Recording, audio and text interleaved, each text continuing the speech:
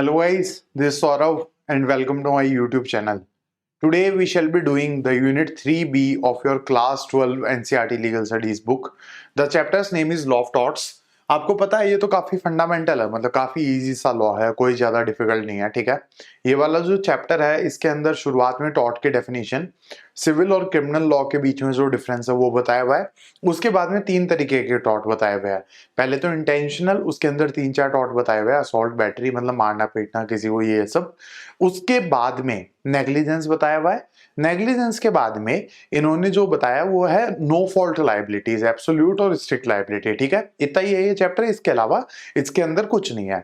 We are doing a one shot explanation series for your CBSE boards 2026 जो 10 April को scheduled है, and I will be able to upload, आज शायद 23rd of Feb है, और इसके बाद में टोटल 10 वीडियोस रहते हैं, और फेब थोड़ा ऐसे महीना भी 28 दिन का ही है ना, तो I will be able to upload all the chapters by I guess 5th और 6th मार्च। होली के टाइम पे भी अपलोडिंग वगैरह चालू रहेगी, कोई दिक्कत वाली बात नहीं है। तो 5-6 मार्च तक मैं कर दूंगा, और मैक्सिमम मान के आप चलो 10 मार्च आपके एग्जाम के लगभग एक महीने पहले तक सारे वीडियोस नई सीरीज के अपलोडेड है। अदरवाइज जो 2025 वाले बोर्ड के लिए सीरीज करी थी उसके वीडियोस तो पड़े ही है। इस वाली सीरीज के अंदर फर्क बस इतना है कि एक तो उस टाइम पे मैं बिगिनर था, अब मेरे को लगभग 1 साल हो गया है, तो मैं थोड़ा बहुत जान गया हूँ, सीख गया हूँ किस तरीके से समझाना है। ये वीडियोस थोड़े लेंथी भी आ रहे हैं as compared to those videos, ये भी एक फर्क है। उसके अलावा मैंने टॉपिक्स भी लगभग सारे कवर करने की कोशिश करी है, जो लास्ट ईयर थोड़े बहुत मिस हो गए थे, इतना ही फर्क है इनके अंदर। Introducing myself, my name is Saurabh Raj Vival, I am a graduate of national law university Jodhpur and a lawyer by training. Today we are doing unit 3B one shot explanation. The name of the unit is law of torts. We are doing it for CBSE board 2026। मैंने formality के लिए आपको हर चीज वापस एक बार बता दी है। Now moving forward with the contents of this particular lecture. तो कंटेंट्स की अगर हम बात करें तो we will start with the introduction. Introduction की 2 स्लाइड होने वाली है। Then we will be comparing civil and criminal laws, what exactly is the difference between both these laws, ये हम कंपेयर करेंगे।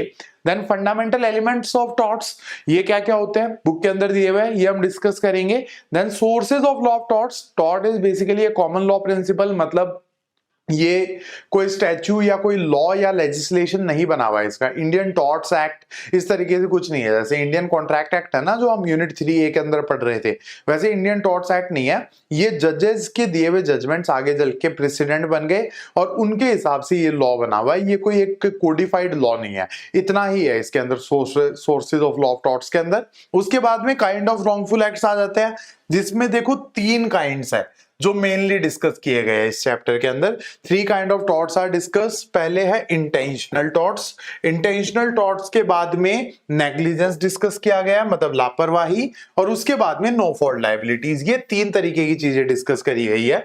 इंटेंशनल टॉर्ट के अंदर कुछ सब हेडिंग्स है, जैसे असॉल्ट मतलब किसी को डराना, बैटरी मतलब किसी को मारना, फॉल्स इंप्रिजनमेंट मतलब किसी को एक 4 दीवारी के अंदर बंद कर देना, trespass to land and chattels, movable and immovable property. Chattels का मतलब है इमूवेबल प्रॉपर्टी और लैंड चैटल्स का मतलब मूवेबल प्रॉपर्टी, सॉरी, ठीक है। और लैंड तो आपको पता ही है, इट इज इमूवेबल प्रॉपर्टी। तो इसका ट्रेसपास मतलब किसी की, इंसान की चीज को उसके बिना परमिशन के टच करना या फिर उसके अंदर एंटर करना, इस तरीके की चीजें, ठीक है।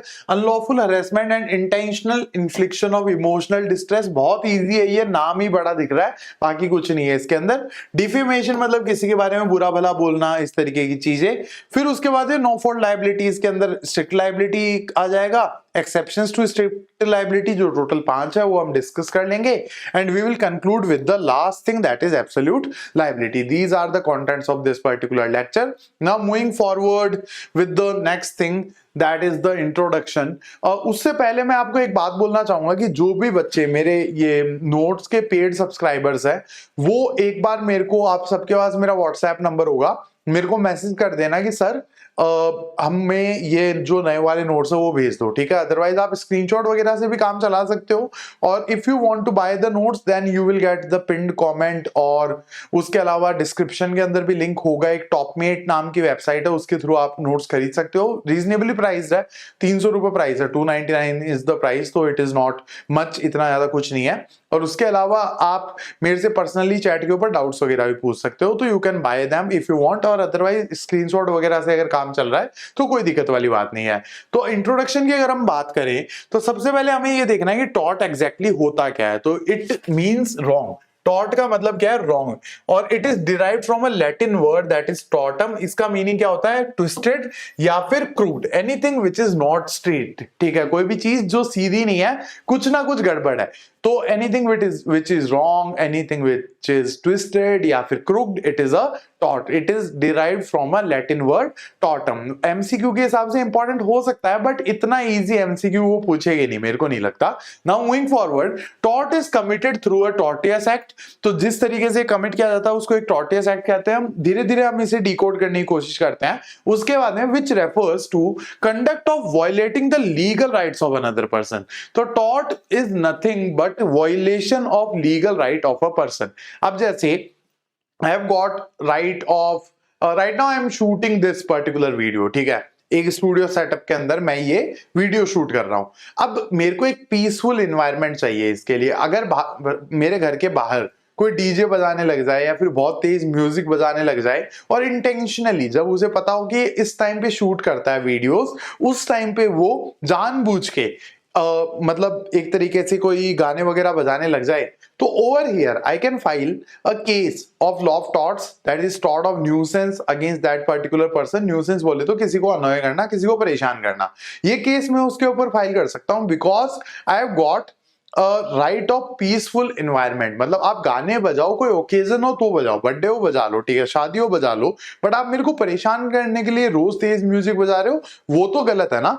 तो यहाँ पे देखो, आई have got a legal right of peaceful environment, और अगर वो मेरे को नहीं मिल रहा है तो I can file a case against that particular person, that will be their case of tort of nuisance. शायद आपको समझ में आ गया होगा।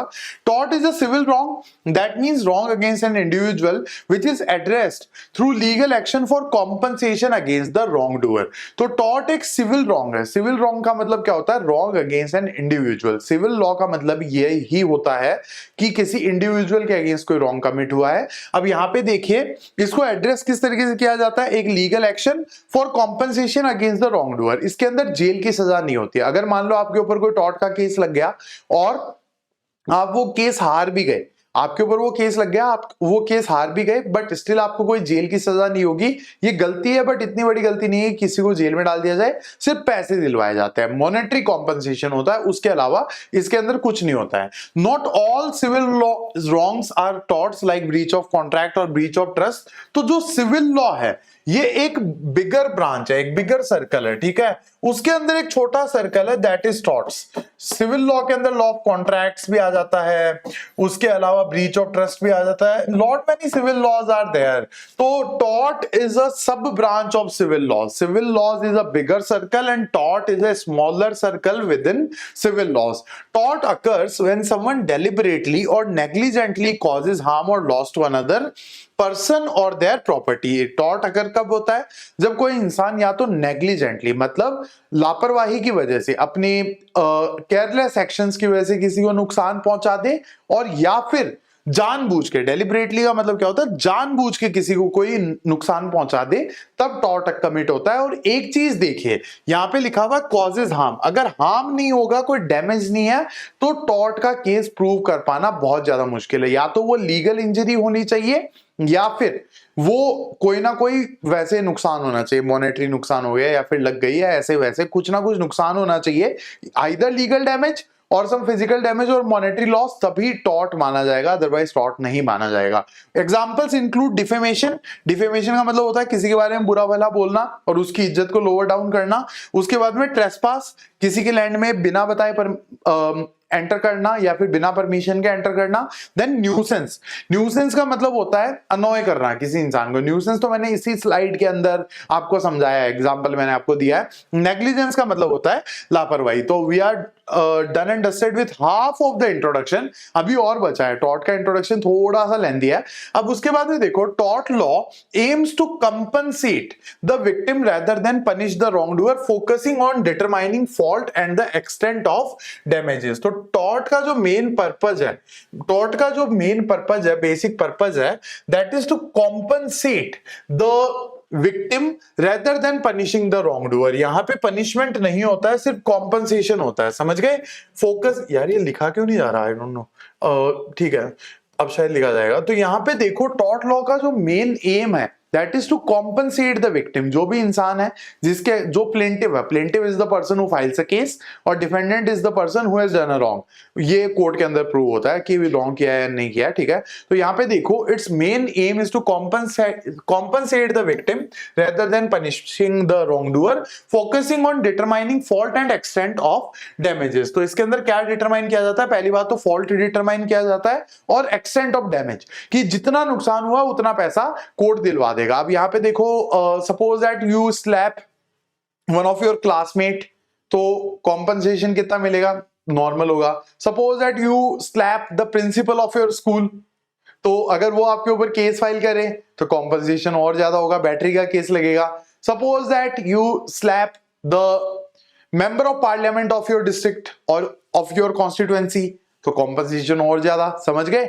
तो ये एक तरीके से पहले तो फॉल्ट डिटरमाइन करी जाती है और उसके बाद में जो डैमेज हुआ है, एक्सटेंट ऑफ डैमेज हुआ है, उसके हिसाब से कॉम्पनसेशन अलॉट कर दिए जाते हैं। उसके बाद में the remedy is often in the nature of unliquidated damages. जो रेमेडी दी जाती है वो अनलिक्विडेटेड डैमेजेस के फॉर्म में दी जाती है। अनलिक्विडेटेड डैमेजेस का मतलब क्या होता है, ये वो डैमेजेस का मतलब कंपनसेशन है, ठीक है, मॉनेटरी कॉम्पनसेशन, पैसा, ठीक है। अब यहां पे देखिए unliquidated damages basically means the damages which are not premeditated और प्री डिसाइडेड, पहले से डिसाइडेड नहीं है, समझ गए। अब जैसे किसी ने ये कोई मेन्यू कार्ड थोड़ी बना रखा है कि अगर कोई मान लो नेग्लिजेंटली गाड़ी का एक्सीडेंट हो गया तो कितने पैसे लेगा, थप्पड़ खाने के कितने पैसे लेगा, किसी ने डरा दिया तो कितने पैसे लेगा, ऐसा कोई मेन्यू कार्ड तो है नहीं किसी का। तो court case by case decide करता है कि कितने पैसे या कितना कॉम्पनसेशन देना है। That's why they are called unliquidated damages. Unliquidated damages का मतलब ये है कि the damages which are not premeditated और प्री डिसाइडेड, ये लिखा हुआ भी है येलो फॉन्ट के अंदर। Unliquidated damages can be defined as the sum of money that can not be foreseen और assessed by a fixed or pre-decided formula। अब उसके बाद में अगले जो दो पैराग्राफ है ये आपको रटने पड़ेंगे, ये सीबीएसई आपसे पूछ सकता है एग्जैक्टली कि सर जॉन सेलमन ने टॉर्ट के बारे में क्या कहा था, या फिर इंडिया के पहले अटॉर्नी जनरल मिस्टर एमसी सेटलवाद, इन्होंने टॉर्ट के बारे में क्या डेफिनेशन दी थी, ये सीबीएसई आपसे एग्जैक्ट पूछ सकता है। तो ये दोनों चीज जो है वो आपको रटनी पड़ेगी। समझा मैं दूंगा लेकिन याद रखना आपका काम है, ये पूछा जा सकता है। I am saying it can be important from your CBSE board examination perspective. तो according to sir John Salmond, tort is a civil wrong for which the remedy is a common law action for unliquidated damages which is not exclusively a breach of contract or a breach of trust or other merely equitable obligation। तो इन्होंने क्या बोला कि tort एक civil wrong है, इसकी जो remedy है वो है common action for unliquidated damages, और ये बाकी ब्रांचेस ऑफ सिविल लॉ से अलग है। जॉन सेलमन के अकॉर्डिंग इन्होंने देखो टॉर्ट को वैसे ही डिफाइन किया जैसे जनरली डिफाइन किया जाता है कि it is the civil wrong, मतलब रॉन्ग अगेंस्ट एन इंडिविजुअल। उसके बाद में कॉमन लॉ एक्शन है, कॉमन लॉ एक्शन का मतलब क्या, कोई कोडिफाइड लॉज नहीं है, अनलिक्विडेटेड डैमेजेस दिए जाते हैं। उसके बाद में एक कोमा के बाद में इन्होंने इसे डिस्टिंग्विश किया है कि it is a branch of civil law. Okay, there are a lot of civil laws, जैसे ब्रीच ऑफ कॉन्ट्रैक्ट हो गया, ब्रीच ऑफ ट्रस्ट हो गया, और भी कई सारे सिविल लॉज हो सकते हैं। तो it is one of the branch of the civil law, ये सर जॉन सेलमन का व्यू पॉइंट है। उसके बाद में इंडिया के first attorney general mister MC Setalvad. एक चीज और है कि मेरा जो हॉस्टल था कॉलेज के अंदर that was MCS hostel, MCS NLU Jodhpur के अंदर एमसीएस हॉस्टल था, वो इनके नाम के ऊपर ही था, इंडिया के पहले अटॉर्नी जनरल के नाम पे ही था। तो यहाँ पे देखिए law of torts is an instrument for making people to adhere to standards of reasonable behavior and respect the rights and interests of one another। तो इनके अकॉर्डिंग क्या है कि देखो क्राइम जो होता है, अगर कोई क्राइम की बात करें तो क्राइम के अंदर जेल वगैरह की सजा मिलती है। अब कई ऐसी चीजें होती है जिसके अंदर हम किसी को जेल में नहीं डाल सकते। Suppose that I eat a banana and throw the banana peel on the ground rather than throwing it in the dustbin. मैंने उसे डस्टबिन में फेंकने की जगह नॉर्मली किसी कॉरिडोर में फेंक दिया, कोई उसके ऊपर स्टेप अप करता है और वो फिसल के नीचे गिर जाता है और उसको चोट लग जाती है काफी ज्यादा। अब देखो मैंने गलत किया लेकिन इतना बड़ा गलती भी नहीं किया कि मेरे को जेल में डाल दिया जाए। तो दैट्स व्हाई एक रीजनेबल बिहेवियर सोसाइटी के अंदर बनाए रखने के लिए हमने लॉ ऑफ टॉट्स नाम की एक चीज बना रखी है। ऐसा कोई लॉ या फिर ऐसा कोई कॉमन लॉ प्रिंसिपल हमने बना रखा है। ये व्यू पॉइंट है इंडिया के first attorney general mister MC Setalvad का। इंट्रोडक्शन इसके लिए एक और अनाउंसमेंट था that CLATMAX tutorials is starting with our own CLAT courses for CLAT 2027 as well as CLAT 2028। तो जो बच्चे अभी 11th के अंदर है या फिर 12th के अंदर आए हैं और जो बच्चे 12th पास करके CLAT के लिए ड्रॉप लेना चाहते हैं, हमारे पास उन सबके लिए कोर्सेज अवेलेबल है। इनके फीचर्स मैं आपको अच्छे से बता देता हूं। They will be expert curated CLAT courses जिसके अंदर लीगल और जीके मैं पढ़ाऊंगा। उसके अलावा बाकी सारे सब्जेक्ट के सेपरेट मेंटर्स आपके पास होंगे। रोज ऑनलाइन क्लास होगी, संडे विल बी ऑफ। उसके अलावा रोज ऑनलाइन क्लासेस आपकी होगी। पर्सनलाइज मेंटोरशिप, तो इस साल मैंने all India rank 40 general category के अंदर और all India rank 1 OBC category के अंदर दिया। और उसके अलावा भी I have mentored an number of students to top national universities of the country. So I am quite experience in this particular thing and I will be leading this particular programme. उसके अलावा comprehensive study material, और कुछ material ऐसा होगा जो printed form में आपके घर पे डिलीवर किया जाएगा, जैसे आपके मॉक टेस्ट हो गए या फिर जो आपकी बेसिक बुक्स आती है या फिर वर्कशीट्स आती है, वो आपके घर पे प्रिंटेड फॉर्म के अंदर डिलीवर करी जाएगी। उसके अलावा अफोर्डेबल प्राइसिंग, ये मेरा एथिक्स के अंदर ही रहा है कि जितने प्राइस आपकी लग रही है आपको उतना ही चार्ज करना है, ठीक है।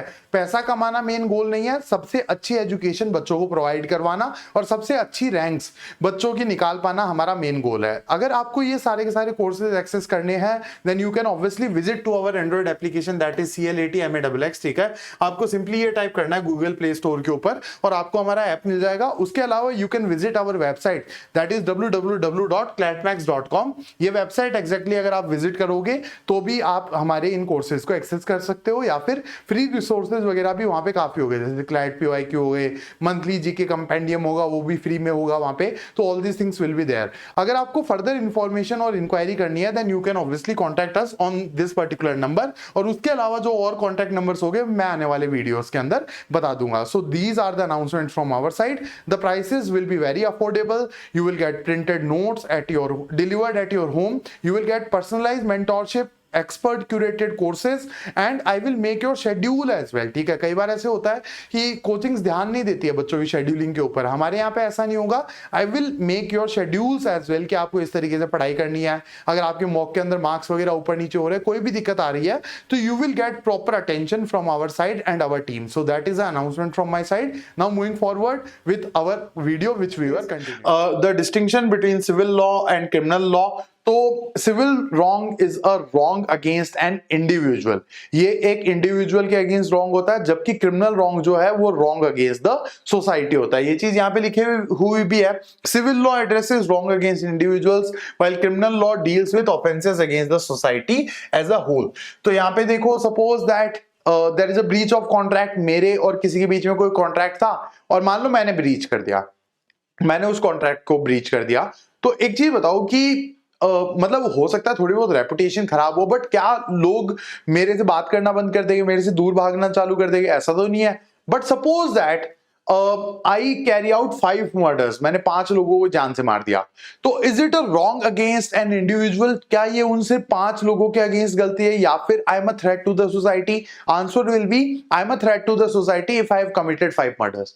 अगर मैंने ये किया है तो मैं सोसाइटी के लिए थ्रेट हूं, मैं 5 लोगों को मार सकता हूं, तो मैं 5 और को भी मार सकता हूं। ऐसे केस में क्या होगा, मेरे ऊपर केस चलाया जाएगा और मेरे को सोसाइटी से अलग कर दिया जाएगा, सेग्रीगेट कर दिया जाएगा, मतलब जेल में डाल दिया जाएगा। That is the scenario. Tort law wrong against an individual, उन 2 लोगों को ही फर्क पड़ता है या फिर जो पार्टीज है उनको ही फर्क पड़ता है, सोसाइटी का और पुलिस का इससे कोई लेना देना नहीं है। Criminal law is wrong against the whole society. A murderer, a thief, they are basically citizens who don't deserve to remain in the society. That's why they are being punished and segregated from the society and put behind the bars. That is criminal law. उसके बाद में देखो, criminal law focuses on public interest such as protecting people from robbery, assault, all these things. Purpose and focus की बात करें तो criminal law का जो मेन फोकस है वो एक तो है पनिशमेंट, मतलब जो भी इंसान है उसको पनिश करो, मतलब या तो सोसाइटी से अलग कर दो, जेल के अंदर डाल दो, या फिर कैपिटल पनिशमेंट, डेथ पेनल्टी दे दो, फांसी पे लटका दो, या फिर रिहेबिलिटेशन। क्रिमिनल लॉ का दूसरा पर्पस क्या होता है? रिहेबिलिटेशन। मतलब अगर कोई इंसान है जो ड्रग एडिक्ट है, मतलब वो ड्रग्स कंज्यूम कर रहा है बट वो सेल्फ कंजम्पशन के लिए ही है, ऐसा नहीं है कि बेच रहा है या ऐसा कुछ कर रहा है, तो उस इंसान को रिहेबिलिटेशन की ज्यादा जरूरत है। पनिशमेंट से कोई फायदा नहीं होना, रिहेबिलिटेशन सेंटर में डालना ज्यादा जरूरी है। तो क्रिमिनल लॉ का एक एम तो हो गया पनिशमेंट, दूसरा हो गया रिहेबिलिटेशन, तीसरा हो गया safeguarding the society, society को सेफ गार्ड करना। सिविल लॉ का जो मेन गोल है वो क्या है? To compensate the victims of wrong doing, जो भी रॉन्ग हुआ है उसके विक्टिम्स को कॉम्पनसेट करना सिविल लॉ का मेन गोल होता है। उसके बाद में लीगल प्रोसीडिंग्स की बात करें, in criminal cases defendants are found guilty और not guilty, while in civil cases they are deemed as liable और नॉट लायबल। अब एक चीज और देखिए, अगर कोई सिविल लॉ का केस है तो आपको खुद एक प्राइवेट वकील हायर करके कोर्ट के अंदर केस फाइल करना पड़ेगा, जबकि क्रिमिनल केस जो है वो सरकार फाइल करती है, सरकार फाइल करती है। और जो सरकारी वकील होता है, सबसे पहले तो उसमें पुलिस इन्वॉल्व होती है, पुलिस और सरकारी वकील साथ में काम करते हैं।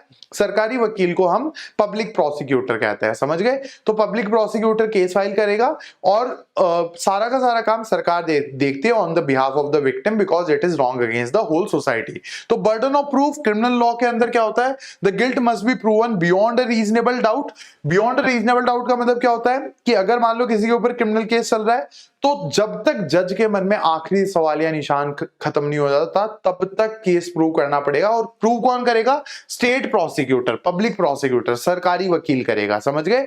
अगर सिविल लॉ की बात करें तो plaintiffs must prove their case by preponderance of evidence convincing the जज more than the defendant's version. तो इसके अंदर ये होता है कि आपको बस इतना बताना पड़ता है कि सर गलती हुई है, इसने मेरे को थप्पड़ मारा और ये लो सीसीटीवी फुटेज, इसने मेरे को थप्पड़ मारा है और इतने लोगों के सामने मारा तो लोग मेरे ऊपर हंस रहे थे, ये नुकसान हुआ है, या फिर इसने मेरे बारे में बुरा भला बोला है, या फिर इसने ये किया है, बस जाके प्रूव कर दो। सामने वाले से बेटर आपने प्रूव कर दिया ना, आप केस जीत गए। इसके अंदर इतना ही होता है, जबकि क्रिमिनल लॉ के अंदर बर्डन ऑफ प्रूफ थोड़ा सा ज्यादा होता है। सिविल लॉ के अंदर अगर आपको केस फाइल करना, भले टोर्ट का केस हो, कॉन्ट्रैक्ट का केस हो, आपको एक प्राइवेट वकील हायर करना पड़ेगा, जबकि क्रिमिनल लॉ के अंदर सारा का सारा काम सरकार देखेगी। That is the scenario regarding the difference between civil law and criminal law. I guess आपको ये समझ में आ गया होगा।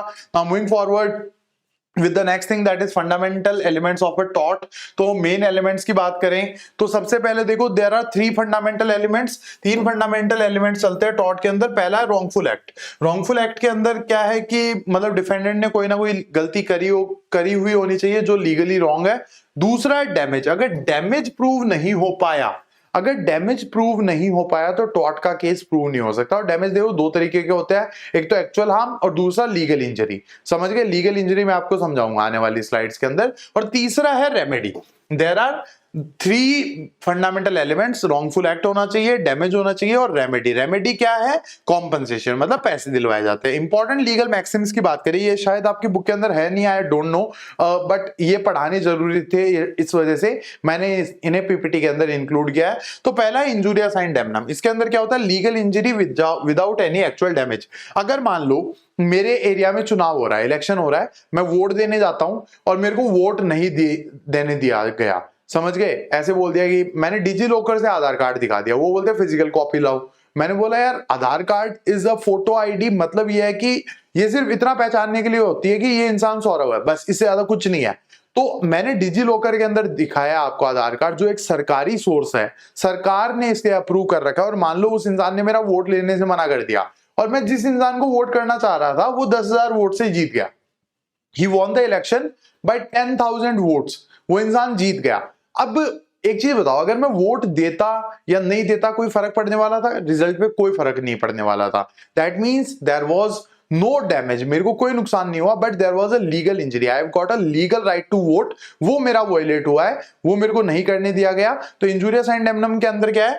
Legal injury without any actual damage. अगर ये प्रूव हो गया तो आप बेसिकली टॉर्ट का केस जीत गए। अगर लीगल इंजरी आपने प्रूव कर दी तो टॉर्ट का केस जीत गए, एक्चुअल हार्म की इसके अंदर कोई जरूरत नहीं होती है। दूसरा है डैमनम साइन इंजूरिया। इसका मतलब क्या होता है? Damage without a legal injury. अगर ये होता है तो कॉम्पनसेशन नहीं मिलेगा, यहाँ पे नुकसान हुआ है लेकिन कोई लीगल इंजरी नहीं है। Suppose that I own a business, मान लो मेरी एक स्कूल चलती है, मेरी स्कूल के अंदर 2000 बच्चे पढ़ते हैं, मेरी स्कूल के जस्ट सामने एक नया स्कूल खुल जाता है, 1000 बच्चे उसके अंदर जाने लग गए।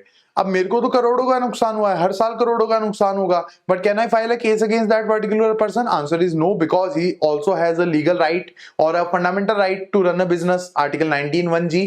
तो यहाँ पे डैमेज है बट कोई लीगल इंजरी नहीं है, मेरे को एक्चुअल लॉस हुआ है बट मेरे को कोई लीगल इंजरी नहीं हुई है, तो हियर इट इज डेमनोसाइन इंजुरिया। यहाँ पे आप टॉर्ट का केस नहीं जीत सकते, बट यहाँ पे आप टॉर्ट का केस जीत सकते हो। I guess fundamental elements of law of torts clear हो गए आपको।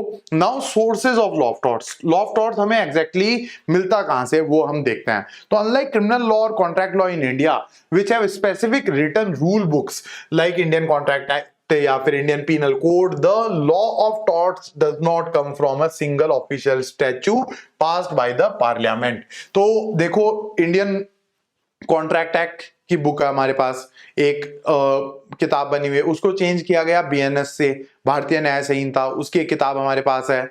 हमारे पास ये कॉन्स्टिट्यूशन ऑफ इंडिया की बुक भी है, समझ गए।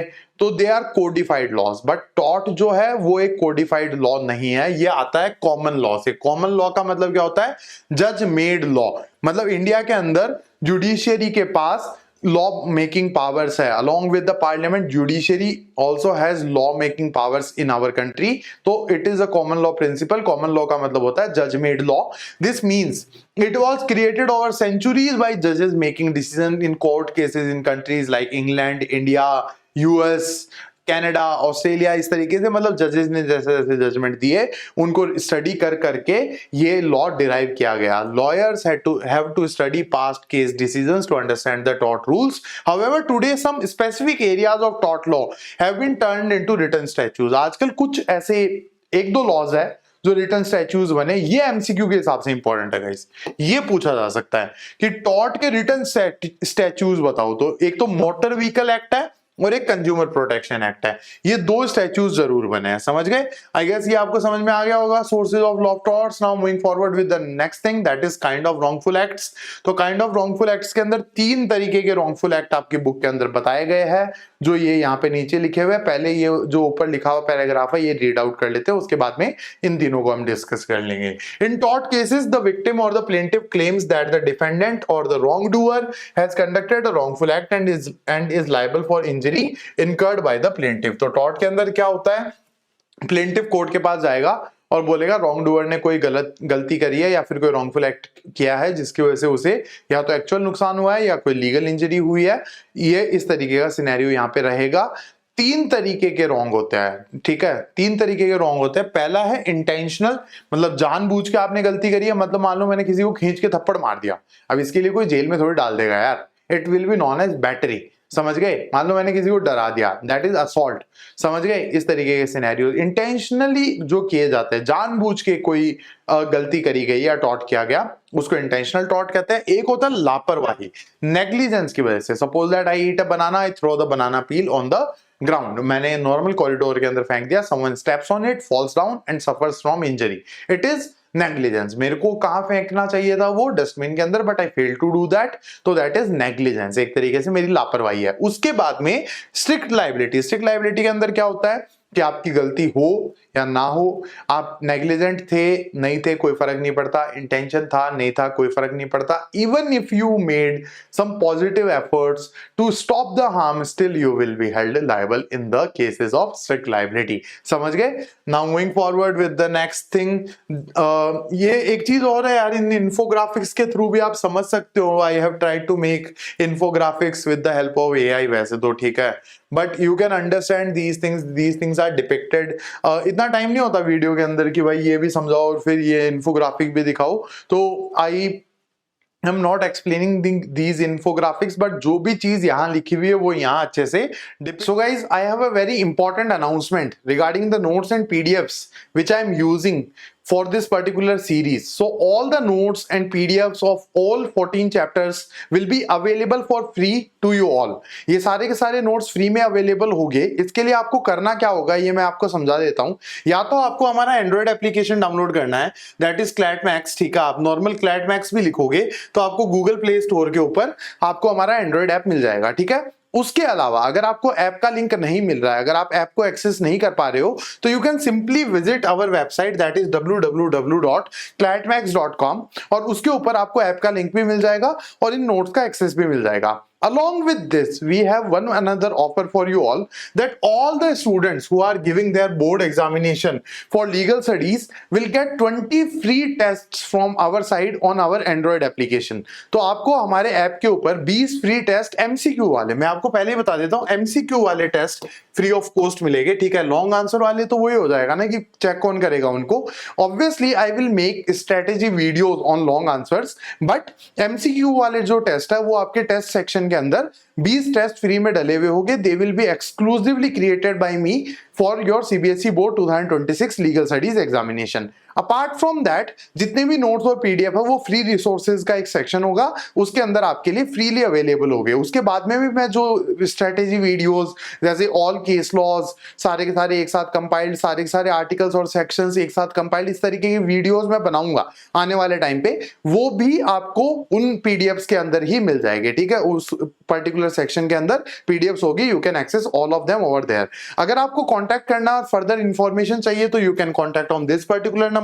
वेबसाइट मैंने आपको बता दिया है CLATMAXX.com, और उसके अलावा हमारा जो ऐप है उसके लिए आपको गूगल प्ले स्टोर के ऊपर जाके क्लैट मैक्स टाइप करना है। इतना टाइप करने के बाद में आपको हमारा ऐप मिल जाएगा और उसके ऊपर ये सारी की सारी चीजें फ्री ऑफ कॉस्ट अवेलेबल है। So this was the announcement. Now coming back to the topic that we were discussing. Basically वो होते हैं जो जानबूझ के किसी ने सामने वाले को कोई इंजरी वगैरह कॉज कर दी। तो यहाँ पे देखो लिखा हुआ है, requires claimant to show that the defendant cause the injury on purpose, मतलब जानबूझ के। The claimant must also show that he और she suffered a particular consequence or injury that the defendant's actions caused the consequence or injury। तो यहाँ पे देखो एक तरीके से प्लेंटिव कोर्ट के पास जाएगा और बोलेगा सामने वाले ने ये जानबूझ के गलती करी, उसकी वजह से मुझे ये नुकसान हुआ है। समझ गए, डायरेक्ट उसकी वजह से ही नुकसान हुआ है, समझ गए, ये प्रूव करना पड़ेगा। Depending on the context and situation there are various kind of intentional torts. Example, assault मतलब किसी को डराना, बैटरी मतलब किसी को मारना, फॉल्स इंप्रिजनमेंट मतलब किसी को एक चार दीवारी के अंदर बंद कर देना, unlawful harassment, invasion of privacy, so on, nuisance हो गया, और भी कई चीजें हो जाती है। दीज में also have aspects of criminal law.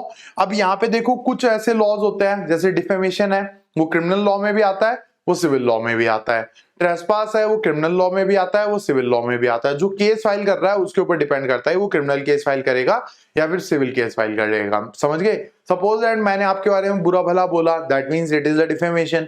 अब डिफेमेशन के अंदर अगर आप क्रिमिनल केस फाइल करना चाहो, you can do that, you can go to the police, register FIR, और सरकार देखेगी क्या करना है क्या नहीं करना। अगर आपको पैसे चाहिए मेरे से तो आप क्या कर सकते हो, सिविल डिफेमेशन का केस फाइल कर दो। आप मुझे जेल भेजना चाहते हो तो क्रिमिनल डिफेमेशन का केस फाइल कर दो, सामने वाले के ऊपर डिपेंड करता है। इंटेंशनल टॉर्ट एक एक करके हम देख लेते हैं कौन कौन से है। पहला असॉल्ट। असॉल्ट का मतलब होता है किसी को डराना। असॉल्ट का मतलब क्या होता है, किसी को डराना। In law of torts the assault happens when someone intentionally makes another person feel a reasonable fear that they are about to be physically harmed और touched in a offensive way. Suppose that मैंने किसी को थप्पड़ मारा, ठीक है, I slap someone, I want to slap someone, ठीक है, या फिर someone want to slap me, तो इस तरीके से हाथ आया और यहाँ रुक गया, ठीक है। तो मेरा रिएक्शन देखना है एक बार, मतलब हाथ ऐसे। अब देखो मेरे को खुद को पता है मैं नहीं मारने वाला, लेकिन देखो मेरे फेस का रिएक्शन क्या आ रहा है, देखो फेस हिल रहा है, समझ गए।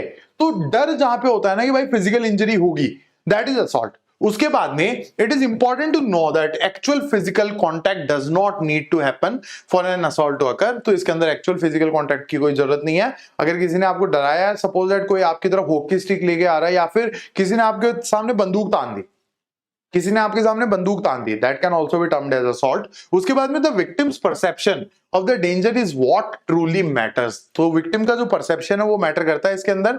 फॉर एग्जांपल, एक एग्जांपल दिया हुआ है, if a person points an unloaded gun at you and you genuinely believe that it is loaded and fear getting shot, that terrifying threat is considered as an assault. तो किसी ने आपके सामने एक अनलोडेड गन इस तरीके से point out करी और आपको पता ही नहीं है उसके अंदर गोलियां है या नहीं है, तो भले ही वो अनलोडेड थी but still it is assault. समझ गए, आई गेस समझ में आ गया होगा। असॉल्ट का मतलब डराना होता है किसी को। असॉल्ट के बाद आता है बैटरी। बैटरी के अंदर क्या है कि the law of torts, battery happens when someone intentionally directly applies physical force to another person to cause harm और ऑफेंस। मतलब किसी को मारना पीटना जो है वो बैटरी के अंदर आता है। फिजिकल एप्लीकेशन ऑफ फोर्स जरूरी नहीं है हाथ पैर से ही मारा जाए, हो सकता है किसी स्टिक से मार दिया, हो सकता है किसी के ऊपर उबलता हुआ पानी फेंक दिया, वो भी बैटरी है। समझ गए?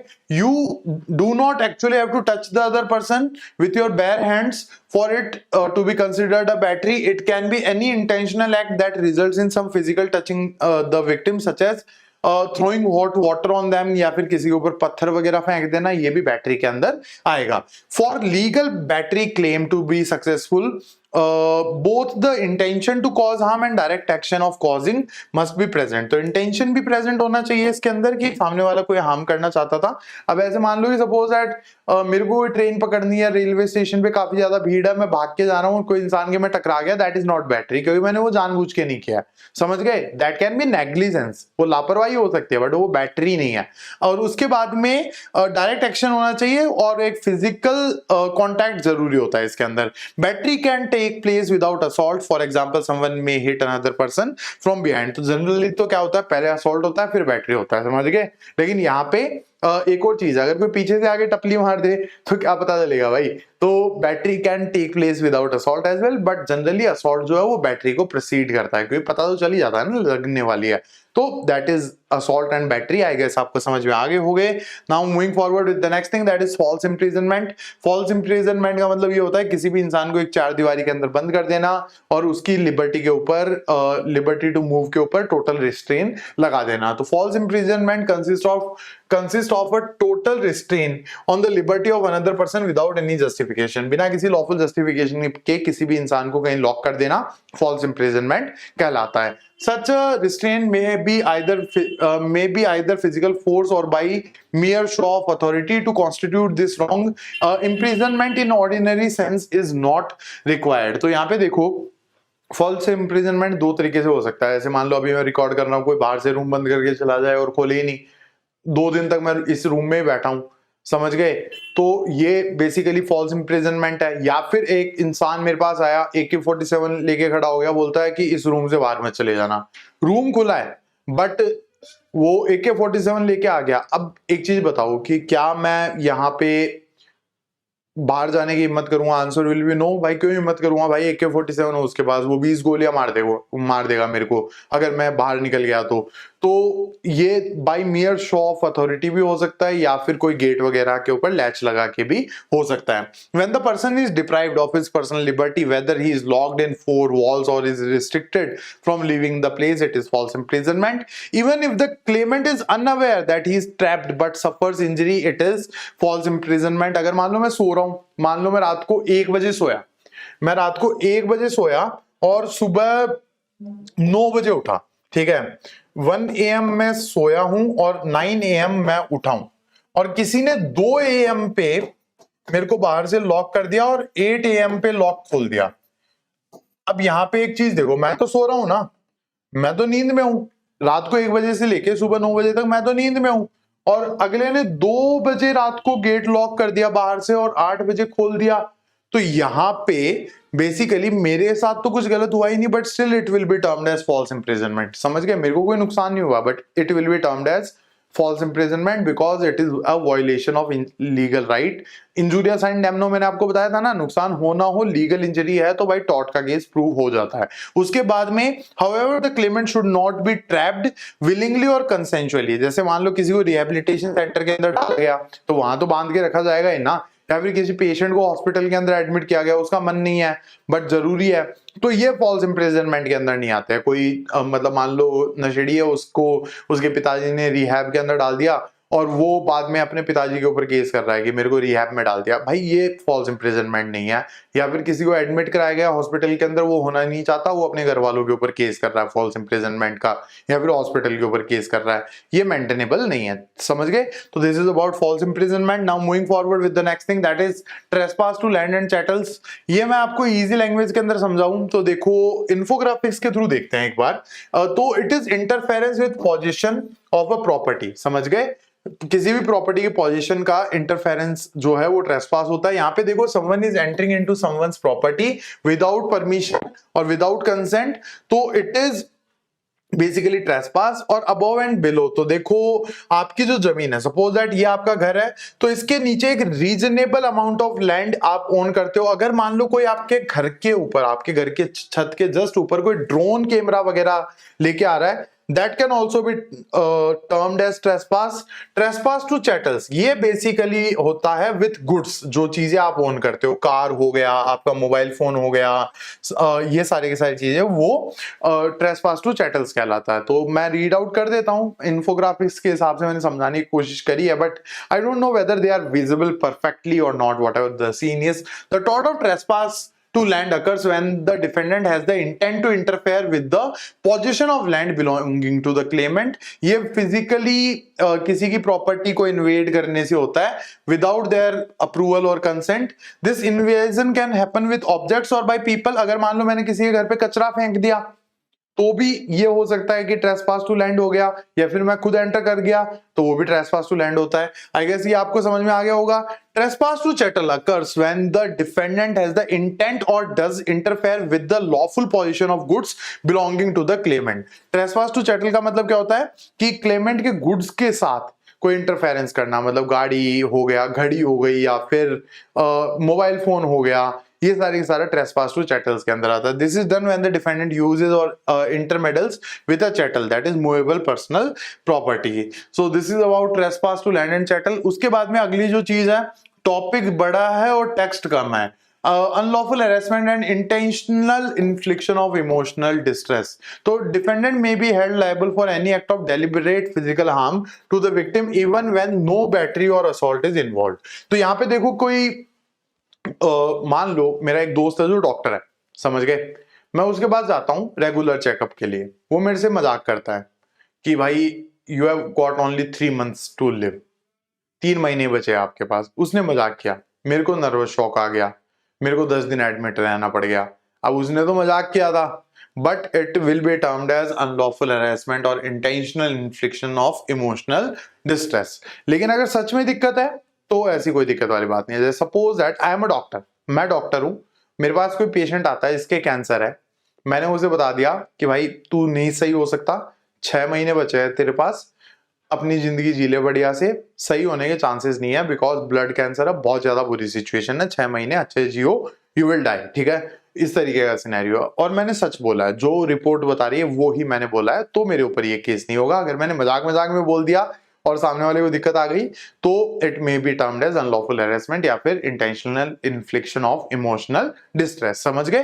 For example that if defendant lies to the claimant that later son met with a road accident which causes nervous shock to the claimant resulting in illness, this constitute tort of unlawful harassment. एक example भी दिया हुआ है, यहाँ पे defendant ने plaintiff को क्या बोला कि भाई तेरे बेटे का एक्सीडेंट हो गया, बहुत भयंकर एक्सीडेंट हो गया, इसको नर्वस शॉक लग गया, समझ गए, जिसको ये झूठ बोला गया, तो ये इस वाले टॉट के अंदर आता है, unlawful harassment and intentional infliction of emotional distress, ठीक है। सेक्सुअल हैरेसमेंट में आल्सो अमाउंट टू टॉट ऑफ अनलॉफुल हैरेसमेंट। वैसे तो देखो सेक्सुअल हैरेसमेंट क्राइम है, but it depends upon the person whether they want compensation और they want the punishment to the wrong doer, समझ गए, ये मैंने आपको बता ही दिया था। Now moving forward with the next thing that is defamation. Defamation का मतलब क्या होता है, किसी इंसान की रेपुटेशन को लोअर डाउन करना in front of the right thinking members of the society. It is defined as the publication of a statement which tends to lower a person in the estimation of right thinking members of the society. मतलब ऐसे statement publish करना, ऐसी बातें किसी को बोलना जिसकी वजह से किसी की इज्जत कम हो रही है, समझ गए। सपोज दैट आई से the chief minister of that particular state is a thief, समझ गए। अब मैं नाम नहीं ले रहा हूं किसी का भी, तो भाई डिफेमेशन नहीं है यहाँ पे। That particular state, it can be any state, any party का chief minister, I don't care, I am a political person, but if I say कि chief minister of that particular state is a thief, तो यहाँ पे it is defamation. उसके बाद में it is interesting to note that defamation can be both tort and crime, ठीक है, depending on the person who is filing the case। ये tort के अंदर भी आता है, क्राइम के अंदर भी आता है।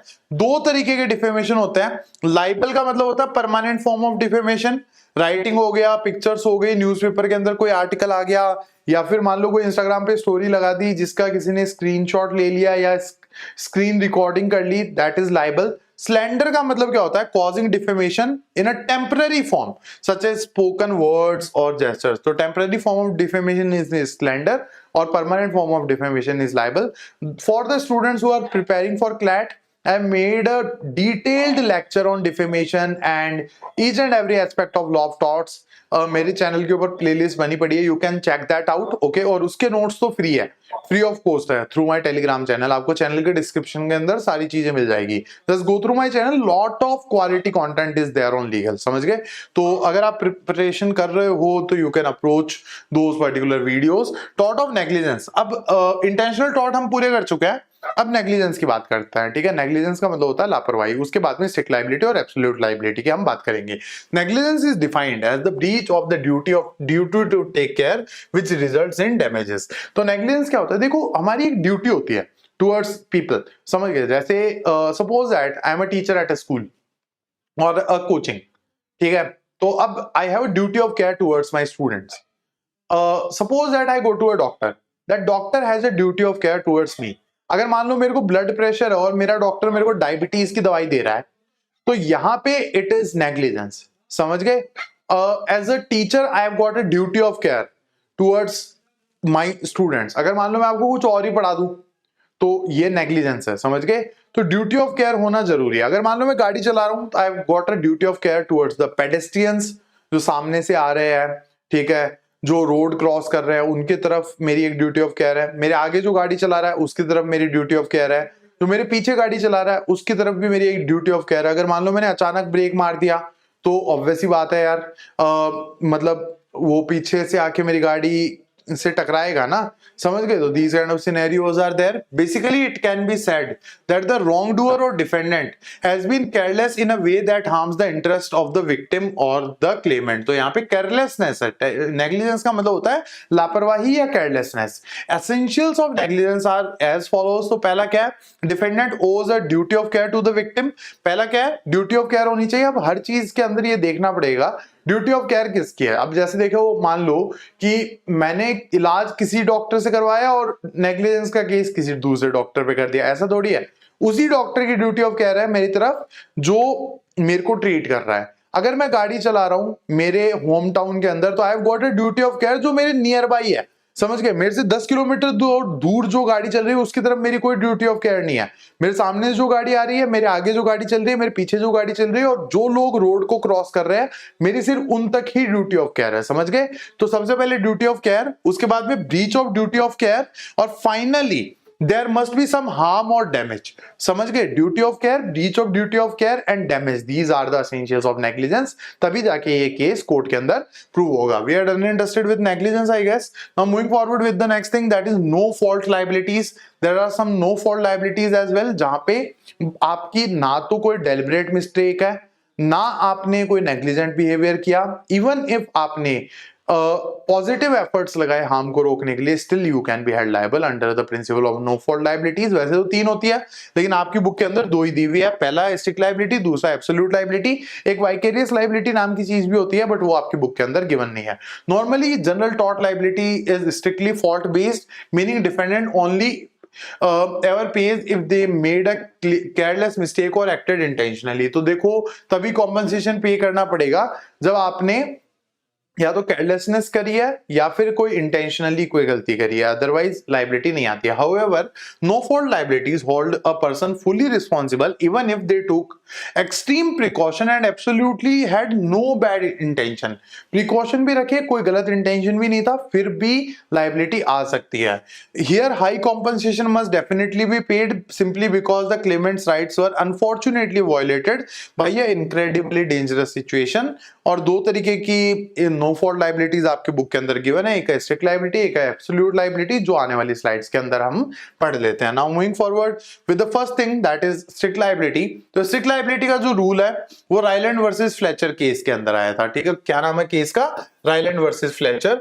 The liability recognised was strict liability, that is even if the defendant was not negligent और rather even if the defendant did not intentionally cause the harm, he was indeed careful ठीक है, yet he could still be made liable for the damage caused under this rule। इसके 3 essential बताए गए। यहां पे देखो इस पैराग्राफ का मीनिंग तो यही है कि आपने कोई गलती नहीं करी है, आपने पूरे प्रिकॉशन रखे, you made positive efforts to stop the harm but still you will be held liable. यहां पे असेंशियल्स क्या है? पोटेंशियली डेंजरस थिंग, एस्केप और डैमेज। समझ गए? ये चीज अगर हो रहा है तो यहां पे देखो ये वाला एग्जांपल आपको सही लग सकता है। यहां पे देखो, मान लो कोई फैक्ट्री है, फैक्ट्री का कोई पाइप ऐसे टूट गया, पता ही नहीं चला मालिक को कि पाइप टूट गया, अदरवाइज वो रिपेयर करवा लेता। अब यहाँ पे देखो, ये जो गंदा पानी है वो एक नदी के अंदर जा रहा है, समझ रहे हो? तो here strict liability can apply. और डेंजरस थिंग क्या क्या होते हैं? जैसे सपोज दैट आपने कोई कुत्ता पाल रखा है घर पे, you have a pet dog, और वो मतलब नॉर्मली जाना जाता है कि वो बहुत लोगों को काट चुका है, 30-40 लोगों को काट चुका है, समझ गए? डॉबरमैन टाइप का या फिर जर्मन शेफर्ड टाइप का बड़ा कुत्ता है और वो 30-40 लोगों को काट चुका है। तो he is a potentially dangerous thing, that particular pet dog is a potentially dangerous thing. या फिर मान लो किसी ने शेर पाल रखा है, वैसे तो अलाउड नहीं है पर दुबई वगैरह के अंदर लोग ऐसे करते हैं। मैंने तो सुना है दुबई के अंदर ये शेख वगैरह, शेर वगैरह, लायंस वगैरह पालते हैं, ठीक है? तो it is a potentially dangerous thing. मान लो मैंने शेर पाल रखा है, it is a dangerous thing, it escaped from my house and dinner करके आ गया, 2-3 लोगों को जान से मार के आ गया, तो I will B strictly liable. मैंने तो पूरा ध्यान रखा था बट वो दीवार टाप के चला गया, तो अब यहाँ पे मेरी लायबिलिटी तो आएगी ना। या फिर मान लो मेरे पास एक ऐसा कुत्ता है जो बहुत लोगों को काट चुका है, मैंने उसे अच्छे से चेन कर रखा बट किसी तरीके से वो एस्केप कर गया और किसी को काट के आ गया, आई will be held strictly liable. मैं ये नहीं बोल सकता कि मैंने बहुत ज्यादा ध्यान रखा था, मेरे को सजा मत दो, ठीक है? This is the principle. कौन से केस में आया था? Ryland versus Fletcher.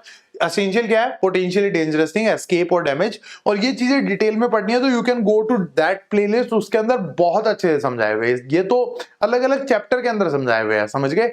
Now moving forward with the next thing, that is exceptions. Strict liability के अंदर कुछ एक्सेप्शंस होते हैं। There are 5 exceptions in the case of strict liability. सबसे पहला है प्लेंटिव्स ऑन फॉल्ट।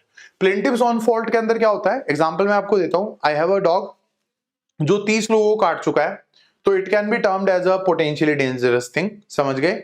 अब मेरा कोई दोस्त मेरे घर पे आता है और मैंने अपने घर के बाहर बोर्ड भी लगा रखा है, बीवेयर ऑफ द डॉग, ठीक है? मेरा एक दोस्त है, वो मेरे घर पे आता है, उस डॉग की चेन खोल देता है और मेरा डॉग जो है वो कुत्ता उसको प्रसाद दे देता है। प्रसाद मतलब काट लेता है, समझ गए? तो over here it is his own fault. या फिर कोई ट्रेसपासर मेरे घर पे आया, मैंने बोर्ड लगा रखा था बीवेयर ऑफ डॉग, कोई ट्रेसपासर मेरे घर पे आया, उसको मेरे कुत्ते ने काट लिया, आई एम नॉट लायबल, क्योंकि देखो यहाँ पे एस्केप नहीं था, पोटेंशियली डेंजरस थिंग थी, डैमेज था, एस्केप नहीं था, ठीक है? फिर उसके बाद में आता है act of God. Suppose that मैंने अपने घर के ऊपर 10 लाख लीटर की पानी की टंकी बना रखी है।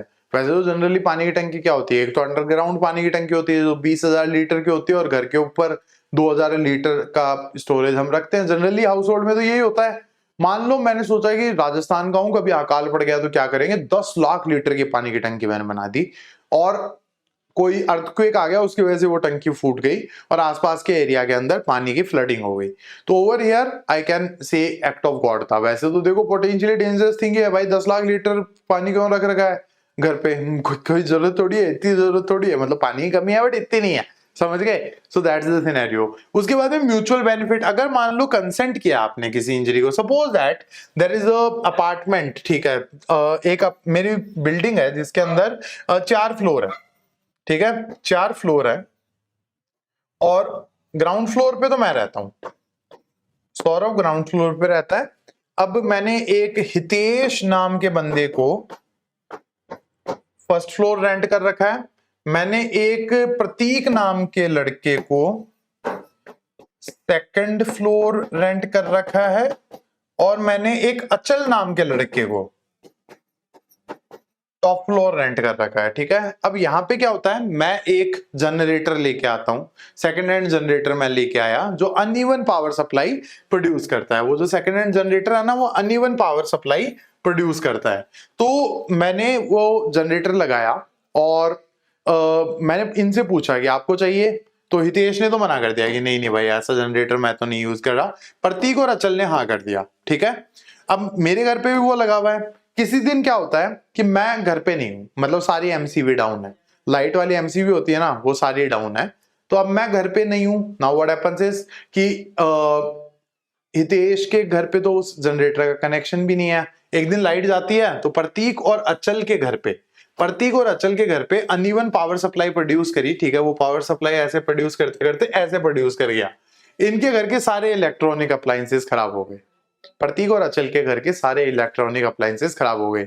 दे can not file a tort का case against me just because of the fact कि भाई they were also enjoying the benefits and it was their consent. उसके बाद में act of stranger, that means act of third party.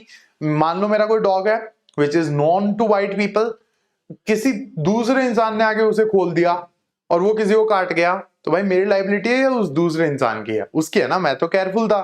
तो यहाँ पे एक ये डिफेंस होता है। फिर उसके बाद में स्टैट्यूटरी अथॉरिटी, भारत सरकार ने अगर कोई सरकारी एजेंसी, सॉवरेन एजेंसी अगर कोई ऐसा टॉर्ट कमिट कर देती है तो इनके ऊपर स्ट्रिक्ट लाइबिलिटी नहीं लगती है, समझ गए? So these are the exceptions to the strict liability.